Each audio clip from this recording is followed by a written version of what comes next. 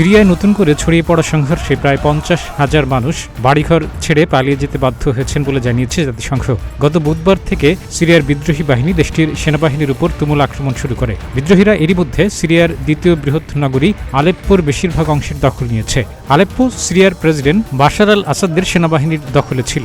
সিরিয়ায় যুদ্ধ যেভাবে ছড়িয়ে পড়েছে তাতে শঙ্কিত বোধ করছেন বলে জানিয়েছেন জাতিসংঘের মহাসচিব অ্যান্তোনিও গুতেরেস। এক বিবৃতিতে জাতিসংঘের মুখপাত্র স্টেফেন ডুজারিক বলেন, বেসামরিক মানুষ এবং বেসামরিক অবকাঠামোর সুরক্ষা নিশ্চিত করতে সব পক্ষকে অবশ্যই যথাসাধ্য চেষ্টা করতে হবে, যার মধ্যে বেসামরিক নাগরিকদের প্রাণ বাঁচাতে নিরাপদে পালিয়ে যেতে দেওয়ার সুযোগ দেওয়ার বিষয়টিও অন্তর্ভুক্ত।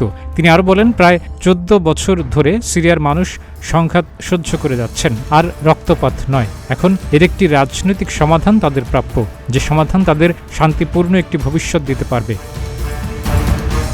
2011 সাল থেকে সিরিয়ায় গৃহযুদ্ধ চলছে। বিভিন্ন দেশ এই যুদ্ধে সরাসরি জড়িয়ে পড়েছিল।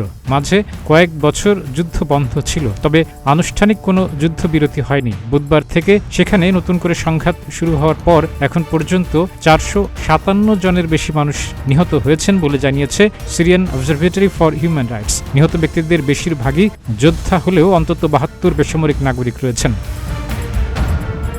একটি গাড়ির পেছনে গাদাগাদি করে বসে নিরাপদ আশ্রয়ের খোঁজে আলেপ্পো রাক্কা মহাসড়ক ধরে ছুটছেন সিরিয়ার সাধারণ মানুষ। গতকাল সোমবার এক বিবৃতিতে জাতিসংঘের coordination of humanitarian affairs OCHA বলেছে, 30 নভেম্বর পর্যন্ত ইদলিব ও আলেপ্পোর উত্তরাঞ্চল থেকে 48,500-এর বেশি মানুষ বাস্তুচ্যুত হয়েছে। বাস্তুচ্যুত ব্যক্তিদের অর্ধেকের বেশি শিশু। এখনও বহু মানুষ প্রাণ বাঁচাতে বাড়িঘর ছাড়ছেন।